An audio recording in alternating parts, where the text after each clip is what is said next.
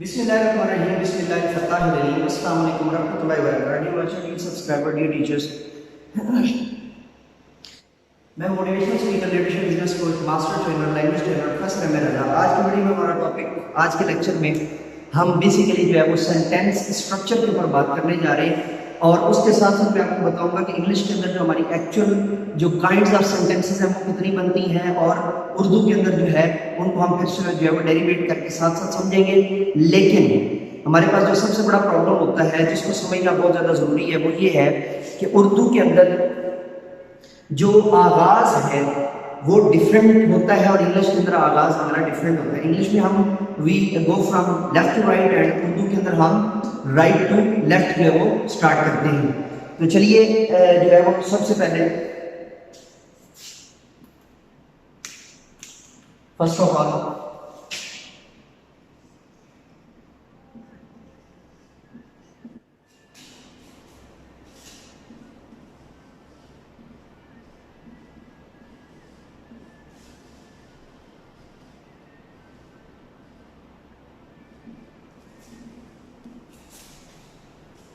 Okay. अब हमारे यहाँ जो सबसे बड़ा इशू है, सबसे पहले हमने स्ट्रक्चर को समझना है कि हमारा सब्जेक्ट का जो स्ट्रक्चर होता है वो क्या बनता है, ताकि हम उसके हिसाब से जो है वो चीज़ों को फिर हम लेकर चलेंगे। सबसे पहले जो इंग्लिश के अंदर आपका सेंटेंस स्ट्रक्चर बनता है वो बड़ा इंपॉर्टेंट है। वो क्या बनता है जी? S plus V plus O. Usually मैं इसको जो है वो एस वी ओ जो है वो करवा देता हूँ, तो या इसको एस वी ओ आपको जो है ना वो बता देता हूँ, या हम इसको जो है वो जो है वो एस वी ओ की हद तक जो है वो अंडरस्टैंड कर लेते हैं, और थोड़ा सा जो है ना फिर इसको मज़ीद जो है वो समझने की कोशिश करते हैं।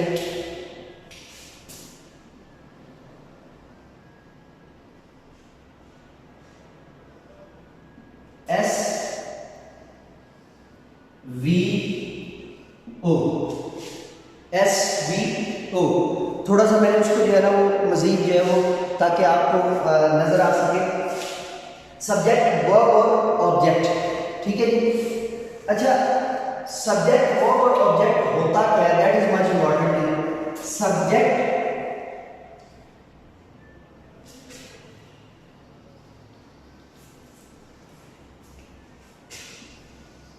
S U B J E C T, subject लिखेंगे कैसे? सब्जेक्ट उर्दू में, और एग्जैक्ट उर्दू के अंदर जो मीनिंग क्या बनेगा? बनेगा फाइल। क्या बनेगा? फाइल। मीनिंग क्या बनेगा? एग्जैक्ट जो है वो क्या बनेगा? फाइल। दोबारा से मैं इसको जो है वो बता देता हूं कि एस वी ओ, इसके ऊपर हम बात कर रहे हैं। और ये सारे का सारा बुनियादी तौर पे है क्या, इस सारे अमल को हम क्या कहते हैं? ये हमारा इंग्लिश का सेंटेंस स्ट्रक्चर है। ये हमारा क्या है जी? इंग्लिश का सेंटेंस स्ट्रक्चर है, और इसके ऊपर हम जो है वो बात करने जा रहे हैं। This is our English sentence structure. और I was trying to tell you that in our English sentence structure there is subject stands for, S stands for subject in Urdu, subject और फाइल, ठीक है जी। File या subject हम इसको जो है वो कहेंगे।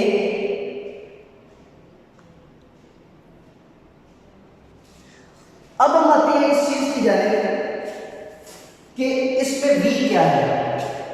वी को जो है तो थोड़ा सा आप गौर कीजिएगा। V stand for verb, V stand for verb, verb, और वर्ब को उर्दू के अंदर आप क्या कहेंगे? फेल। वर्ब को उर्दू के अंदर आप क्या कहेंगे? Fail. And the last one is object, last one is object, and object stand for, object stand for O B J E C T, object. O stand for object, O stand for object, O stand for object, and then it is called object, and in Urdu you will say it मफूल। उर्दू में आप क्या बोलोगे इसको? मफूल। उर्दू में आप इसको क्या बोलोगे? मफूल। याद रखिएगा इसको, उर्दू में आपने इसको क्या बोलना है? मफूल बोलना है। अब यहां तक जो है वो इंपॉर्टेंट चीज है, थोड़ा सा देख लें। This is our English sentence structure and this is not in Urdu. I am going to tell you that S for subject, V for verb and O for object. S क्या है हमारा? एस जो है वो क्या है? सब्जेक्ट है। V stands for verb and O stands for object. So what it is called? Subject, verb and object. ये क्या कहलाता है? ये subject, verb और object कहलाता है। क्या कहलाता है? Subject, verb और object कहलाता है। अब इसके अंदर जो एक इम्पोर्टेंट चीज है जिसको हम अभी डिस्कस करने जा रहे हैं, जो मच इम्पोर्टेंट है, जिसको समझना हमारे लिए बहुत ज्यादा जरूरी है, और वो क्या है? That's very important thing. ये बेसिक स्ट्रक्चर है। कोई भी इंग्लिश का आपका सेंटेंस है, for example I am gonna write here, I eat food, I eat food, I eat food. So what it is? ये क्या है? I belongs to S, eat belongs to V mean verb और S mean subject and food belongs to object. अब थोड़ा सा structure के अंदर जब समझने की कोशिश कीजिए कि इसमें हमने क्या बात की है और हम किस चीज की जानब जो है इसका इशारा कर रहे हैं, वो बड़ा इंपॉर्टेंट है। सब्जेक्ट होता है उर्दू में फाइल। फाइल वो होता है जो कोई काम कर रहा होता है या करेगा, जिसने कोई काम किया, कोई काम करता है या काम करेगा, वो हमारा क्या कहलाएगा? फाइल कहलाएगा। वो हमारा वो फेल है, वो काम है। फेल को मजीद आप इजी करना चाहे तो क्या बनेगा? फेल हमारा वो काम है जिसको जो सब्जेक्ट है हमारा वो करेगा। पॉइंट आपको क्लियर हो गया? अब इसके अंदर ऑब्जेक्ट हमारा मफूल है। ऑब्जेक्ट हमारा मफूल है, वो चीज जिसके ऊपर काम हो रहा है, the thing which is being used to do. जिस चीज को हम कर रहे हैं या जिस चीज के ऊपर हम काम कर रहे हैं, that is called our object. वो हमारा क्या कहलाएगा? ऑब्जेक्ट कहलाएगा। वो हमारा क्या कहलाएगा? ऑब्जेक्ट कहलाएगा। ये सेंटेंस स्ट्रक्चर जब तक आप क्लियर नहीं होगा, ना आपके टेंसेस कवर हो सकते हैं, ना आपका जो है वो बेसिक सेंटेंस सेंस क्लियर हो सकता है, ना सेंटेंस मीनिंग क्लियर हो सकती है, ना सेंटेंस की कन्वर्जन उर्दू टू इंग्लिश और इंग्लिश टू उर्दू, ठीक है, ना वो बेहतर हो सकता है। For example you are going to translate the passage from English to Urdu, or you are going to make sentences from Urdu to English. Both needs proper sentence structure. दोनों को जरूरत है बुनियादी सेंटेंस स्ट्रक्चर की। अगर आप उसको cover up नहीं करते हो तो इट मीन्स कि आपने उसकी जो मेहनत है, उसका जो सिलसिला है, वो प्रॉपर तरीके से जो है वो कवर अप नहीं हो सकता, ठीक है। अब इसके अंदर जो सबसे इंपॉर्टेंट चीज है वो बड़ी जरूरत तलब है और वो समझने से ताल्लुक रखती है। हमने यहाँ पे फाइल, फेल और मफूल समझा है, ये इंग्लिश के हिसाब से है। अब हम पहले आप जो स्ट्रक्चर को देखिए और साथ में सेंटेंस को देखिए। आई ईट फूड, हमने इंग्लिश स्टार्ट की फ्रॉम लेफ्ट टू राइट। अब इसी का मैं अगर उर्दू तर्जुमा करूंगा तो आप उसके ऊपर देखिएगा और फिर मैं साथ आपको समझाऊंगा कि हमारा जो स्ट्रक्चर है इसका जो है वो क्या बनता है। अब मैंने यहाँ पे लिखा, मैंने खाना, सॉरी आई वाज थिंकिंग कि इट इज पास्ट और सिंपल पास्ट नहीं, हमने जो है वो प्रेजेंट का जुमला लिखा था, आई eat food. I eat food, मैं खाना खाता हूं, मैं खाना खाता हूं। आई ईट फूड, मैं खाना खाता हूं, मैं खाना खाता हूं, मैं खाना खाता हूं। अब आप थोड़ा सा गौर कीजिए, एक तो हमने राइट टू लेफ्ट लिखा है उर्दू को, we are starting Urdu from right to left. हम उर्दू का जो है वो कहां से शुरू कर रहे हैं? दाएं साइड से, और ले किधर जा रहे हैं? बाईं तरफ। अब थोड़ा सा इसको गौर कीजिए तो इसमें हमारा जो मैं है ये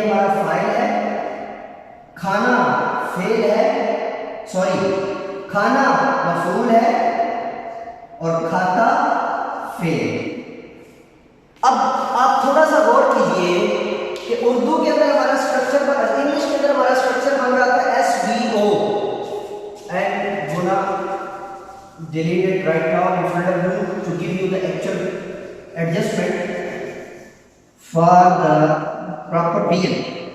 मैं कोशिश कर रहा हूँ ये अभी इंग्लिश वाला स्ट्रक्चर मैं आपके सामने जो डिलीट कर रहा हूँ ताकि आप इसको जो है मज़ीद बेहतर कर लीजिए। अब इसके ऊपर जो है थोड़ा सा आपने समझना है, और समझना क्या है जो बड़ा इंपॉर्टेंट है वो क्या है कि उर्दू में आपने लिखा मैं खाना खाता हूं, ठीक है जी, राइट टू लेफ्ट आ गया। और इंग्लिश हमने क्या की थी, I eat food from left to right. Point clear हो गया आपको। अब इसके अंदर जो है आपने क्या चीज देखनी है जो बड़ी इंपॉर्टेंट है वो क्या है, द फर्स्ट वन, मैं हमारा जो है वो फाइल है, फाइल को इंग्लिश में हम क्या कहते हैं जी, सब्जेक्ट। फाइल को इंग्लिश में हम क्या कहते हैं, सब्जेक्ट। और फाइल वो शख्स है जो काम करने वाला, ठीक है जी। अब खाना हमारा जो है यहाँ पे क्या है, मफूल है, खाना हमारा मफूल है, मफूल को हम क्या कहेंगे, ऑब्जेक्ट। और जो है ना मफूल को हम इंग्लिश में क्या कहेंगे, ऑब्जेक्ट। और खाता हमारा जो है वो क्या है, वर्ब। वर्ब को आप उर्दू में क्या कहेंगे, फेल, और इंग्लिश में क्या कहेंगे, वर्ब। इंग्लिश में क्या कहेंगे, वर्ब। अब आप थोड़ा सा गौर कीजिए, तो हमने जो उर्दू के अंदर जो सेंटेंस बनाया है, फाइल, मफूल और फेल, आपकी जो इंग्लिश ट्रांसलेशन की जो बुनियादी गलतियां होती हैं वो क्या होती हैं कि आप जो सबसे इंपॉर्टेंट जो चीज़ करते होते हैं जिसकी वजह से आपके जो प्रॉब्लम क्रिएट होते हैं, उसमें पहला क्या है कि आपने उर्दू के अंदर देखा कि फाइल के बाद मफूल आ रहा है, तो इंग्लिश में ट्रांसलेशन करते हुए भी आपने खास स्पोकन थी खास रिटन थी, दोनों सूरतों में आपने ये गलती कर दी। This is the biggest mistake, ये आपकी पहली गलती है। जब आप ट्रांसलेशन में जाते हैं, जब आप स्पोकन में जाते हैं, आप कहते हैं कि उर्दू में फाइल के बड़े बाद मफूल आया है, लिहाजा इंग्लिश में भी ऐसे चलेगा, नहीं। इंग्लिश में क्या होगा, फाइल के फौरी बाद आपका क्या आता है, वर्ब आता है, फाइल के फौरी बाद फेल आता है। ये बुनियादी कॉमन मिस्टेक है, ये कॉमन मिस्टेक है जिसको जो है वो आप यूजुअली इग्नोर कर जाते हैं, और इनिशियल लेवल पे या बुनियादी सतह के ऊपर आपके जो है ना वो common error mistakes and correction and their correction के नाम से, common error mistake and their correction के नाम से एक छोटा सा बुकलेट है मेरे अजीम उस्ताद मोहतरम प्रोफेसर मोहम्मद नईम साहब, न्यू एजुकेशनल ऑर्गेनाइजेशन नेटवर्क, उनका प्रॉपर जो है ना वो आपको मैं लिंक भी जो है डिस्क्रिप्शन में दे दूंगा।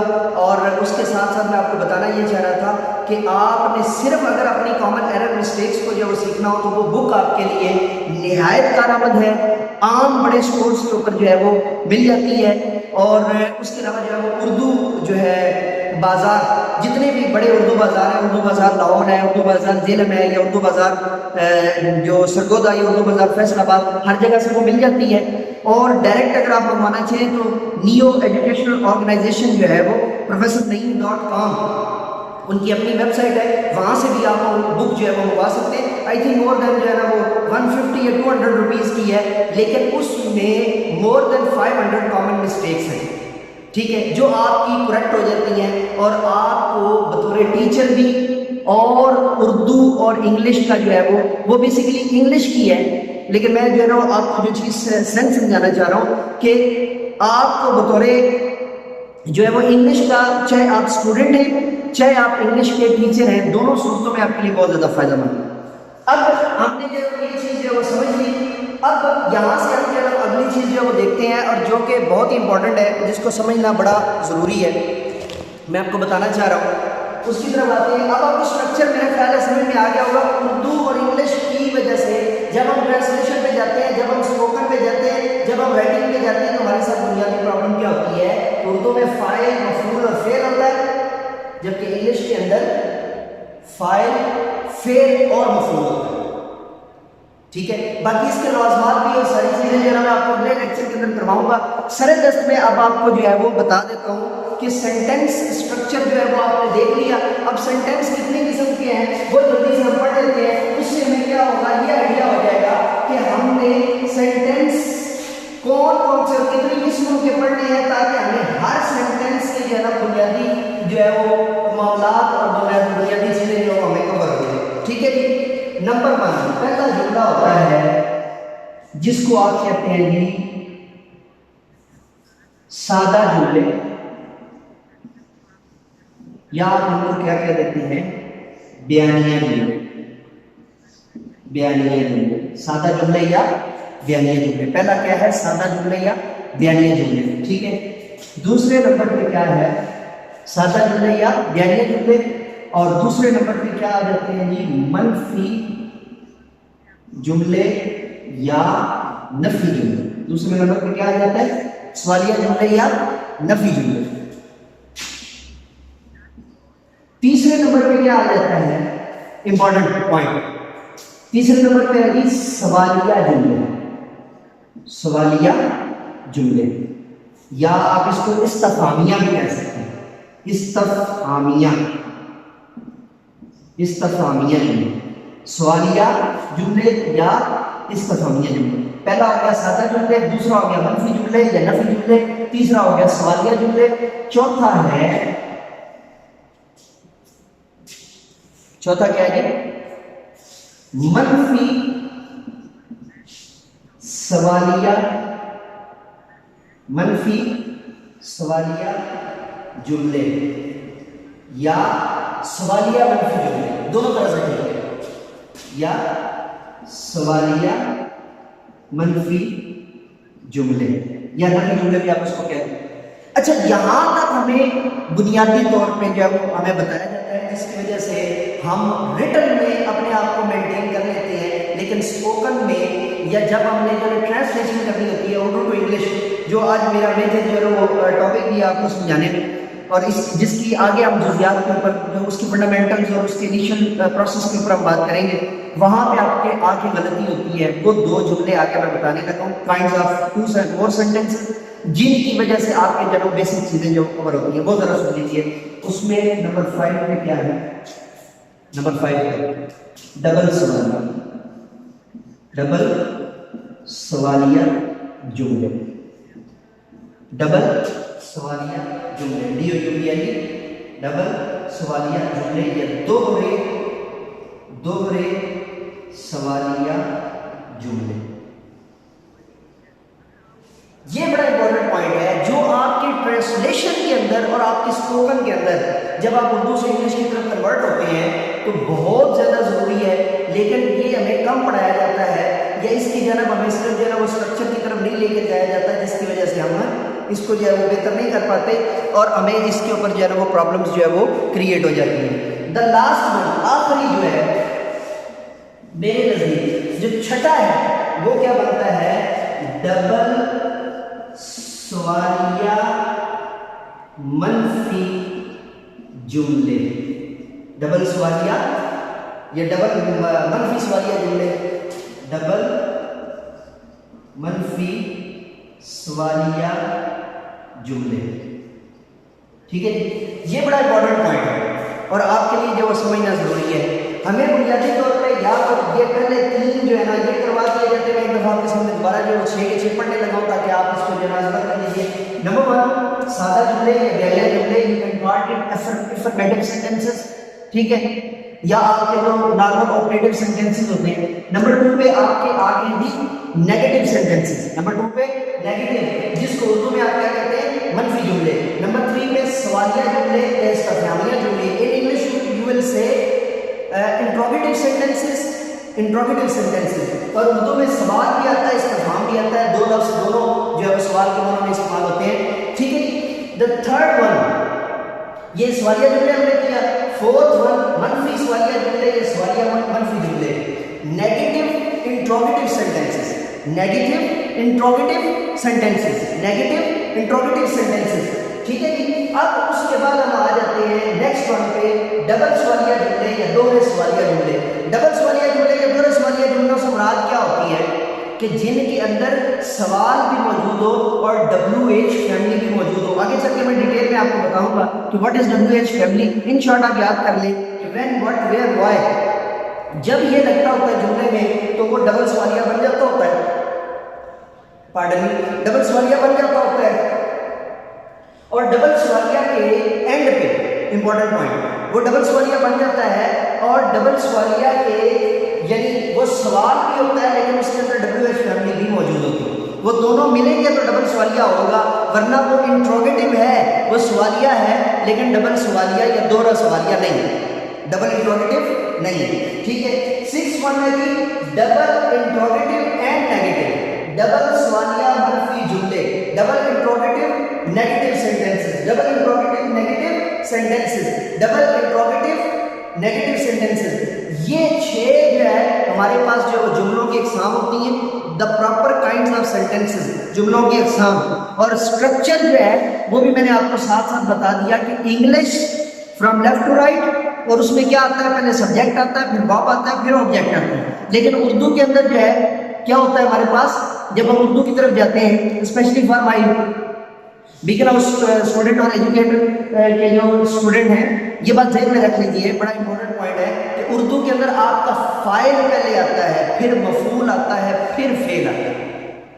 मैंने शुरू में जो आपको मिसालें समझाई थी उसका बुनियादी मकसद जो है वो यही था, ताकि आपको ये पहले जो कवर अप हो जाए और उसके हिसाब से आप चीज़ों को जो है वो मेंटेन कर लें और उनको जो है वो समझ सकें। ठीक है, अब जिन बच्चों को स्पोकन में प्रॉब्लम क्रिएट होती है वो ये आखिरी जो 2 है, ये जो आखिरी 2 है, डबल सवालिया जुमले, डबल सवालिया मनफी जुमले, इनकी वजह से होती है। और इनको हम मजीद जो है वो आगे चल के जो है वो डिटेल से पढ़ेंगे और उसके अंदर हम फिर जो है ना वो इसको कवर अप करेंगे। इन शॉर्ट आप इंग्लिश के अंदर या उर्दू के अंदर ये 6 अक़साम, इन इंग्लिश और in Urdu, these 6 kind of sentences you have to use, these 6 kind of sentences, ये जो 6 किस्में हैं जुमले की, इनको आपने जो है वो इस्तेमाल करना है हर जगह पे। और उर्दू के अंदर भी आपके यही 6 जुमले इस्तेमाल होते हैं।